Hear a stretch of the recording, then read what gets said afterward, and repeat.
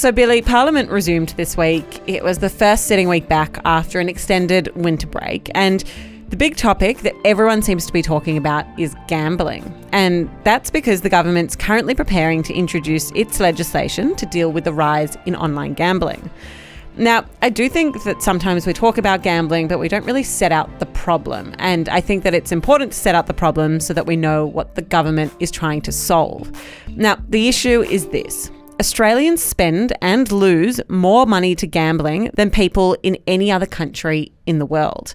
It's estimated that as a country, we collectively lose $25 billion in bets every single year. That's wild. Yeah, it's a crazy statistic. And so in 2022, the government identified that this was an issue and they referred the matter to a committee. And that committee was tasked with coming up with some recommendations on how to deal with this rise in online gambling and also to look at its effects on those actually experiencing online gambling harm. Okay, so that committee handed down its final report in June of last year. Can you tell me a bit about that? Yeah, so I do think that there are a few things to note about this committee because committees hand down reports all the time and like normal people outside of you and I don't often pay close attention to those committee reports. But this one is really different. It's because this committee was chaired by the late Labor MP Peter Murphy, who died from cancer in December of last year.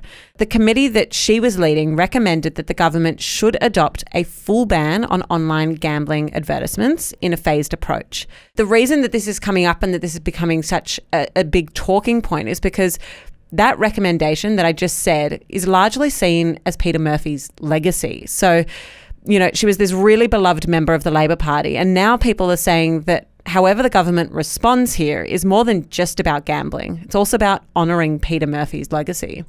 Okay, so Murphy led a committee that recommended a total ban on online gambling advertising. That was in June of last year, but why are we talking about it today? We haven't heard from the government since then. So usually when a committee hands down a report, the government takes some time to consider what's in that report and then they formally respond.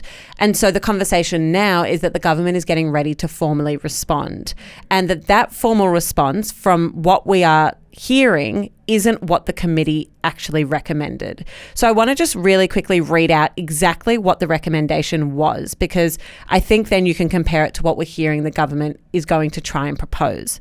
So the exact recommendation that the committee led by Peter Murphy made was, the committee recommends that the Australian government, with the cooperation of the states and territories, implement a comprehensive ban on all forms of advertising for online gambling to be introduced in 4 phases over 3 years, commencing immediately.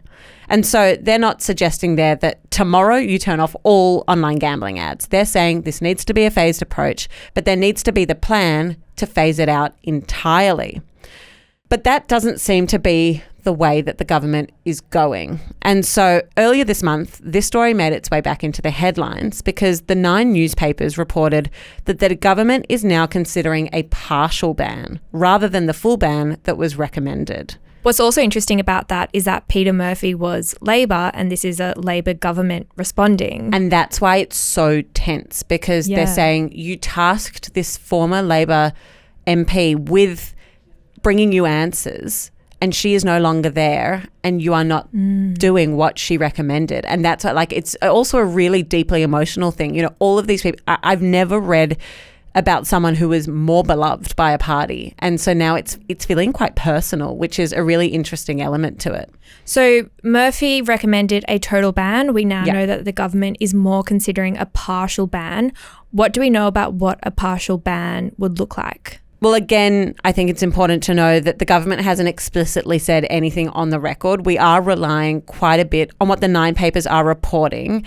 And what they're reporting is that instead of a total ban, Labor is now looking at adopting a cap of 2 gambling ads per hour on each channel until 10 p.m. and then banning ads an hour before and an hour after live sport. That's just what's being reported. But it does seem that that's picking up steam. And already we've had a lot of people come out and criticise that proposal. Who is criticising it and what exactly are their criticisms? Well, the criticism is coming from both inside and outside the camp. When I say inside the camp, we've had some Labor MPs who are part of the current government coming out and saying, no, we need to do this full ban. It's an imperative. We had Labor backbencher Mike Friedlander, who's a doctor, saying that a total ban is the only possible answer from a public health perspective. So that is someone of the same government coming out and saying, no, we cannot do what is being proposed right now. Then in terms of broader criticisms, we've had an open letter this week from the Alliance for Gambling Reform that said a tsunami of 1 million gambling ads are shown on free-to-air TV and radio every year. And that open letter is calling for this full ban. Interestingly, it was signed by quite high-profile Australian figures, people like John Howard, ex-Prime Minister, Malcolm Turnbull, also an ex-Prime Minister. We had Dom Perrottet, the ex-Premier from New South Wales, and Steve Bracks, the ex-Premier in Victoria. So we're kind of getting a full spectrum of political opinions here saying you have to go with the full ban. It is a balancing act, though, for the government because they've got these loud voices, but then they've also got loud voices on the other side from the gambling industry and from the media industry who are saying, no, this won't work. I do think it's interesting exploring the media industry's perspective a little bit more because a lot of free-to-air channels, so think of your 9s and your 7s, a lot of people are saying that they are really quite reliant on the advertising money coming from gambling companies. And we know that it's not controversial to say that TV is a dying industry and to keep it alive, they right now are very reliant on that money. And so that comes into the balancing act. Yeah, and we've heard a lot of that sort of argument being made this week. I was listening to an interview of the CEO from Free TV. So exactly, she's representing all of those channels, saying that this will put a hole in the bottom line of these media companies and that then in turn they can't fund the public interest journalism. And then the counter to that is that this was a debate that they were having about the tobacco industry a number of decades ago. Exactly. And ultimately, I think everyone agrees that that was a decision that they did ban tobacco advertising and that was done to the benefit of everyone's overall health. And that was a positive. Yeah, well, interesting you bring up that example because Bill Shorten earlier this week said gambling is not the same as tobacco. And so the government's quite clearly trying to differentiate the two, even though there are those around who are saying, no, these are both public health crises and look at how you dealt with one. You need to deal with the other one in exactly the same way. But yeah, the media is certainly one part, but then obviously the other group that aren't stoked about this is the betting companies themselves. Again, a lot of this is happening behind closed doors. So I read that, some of these companies have had to sign NDAs before entering into meetings with the Minister for Communications about this. So we don't know a whole lot. But from some reporting around, we've seen that the betting companies are acknowledging something will need to be done. And instead of wanting a full ban, they're offering to remove their logos from sporting jerseys. So that's one proposal from them. The other is that they'd offer to remove any advertising from radios during school pickup time. So again, that's more of a partial ban. I mean, I don't even know if that's really a ban, but it's more trying to find some solutions within the current framework that will allow them to continue advertising. Okay, so there is all of this pressure on the government. It is a very fine balancing act. We know what is being reported and, kind of the rumours of what they're saying, but what is actually on the record by the politicians? Not a whole lot. We had Harry from our office reach out to Michelle Rowland. She's the communications minister. We had him reach out to her office and her office said the status quo of online wagering advertising is untenable. She added that the government was continuing to speak with harm reduction advocates, health experts and industry before it tables any legislation. But again, that's not really telling us anything we don't know.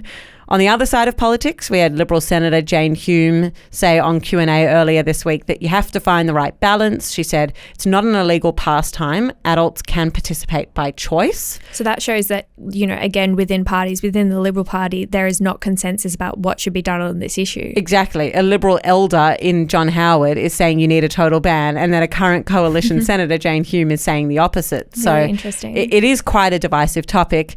One person that's come out fairly strongly out the gate gates here is Independent Senator David Pocock. He has just essentially said the government must back a full ban and that they need to show courage and that they need to go and do this even if it is tough. So we've got kind of a fairly aligned crossbench there behind Pocock saying you have to do this. And so next week there will be another sitting week. Are we expecting them to table that legislation next week? I mean, given all of the talk and all of the hype, I think that they're going to have to act pretty soon, and they can expect whatever happens based on what we've just said, that there will be blowback wherever they land because there are so many different stakeholders here with so much to lose. Okay, so one to watch. This is a story I've seen everywhere this week, and I feel like it's another time that I want to say, now it makes sense. Thank you so much for listening to this episode of the Daily Aus. If you would like to help us grow, if you can click follow on Spotify or Apple, it really helps us grow. Or you might not know that we also record all of our podcasts on video, and so you can go and watch us on YouTube and press subscribe over there. Thank you so much. Have a great weekend, and we'll be back again on Monday.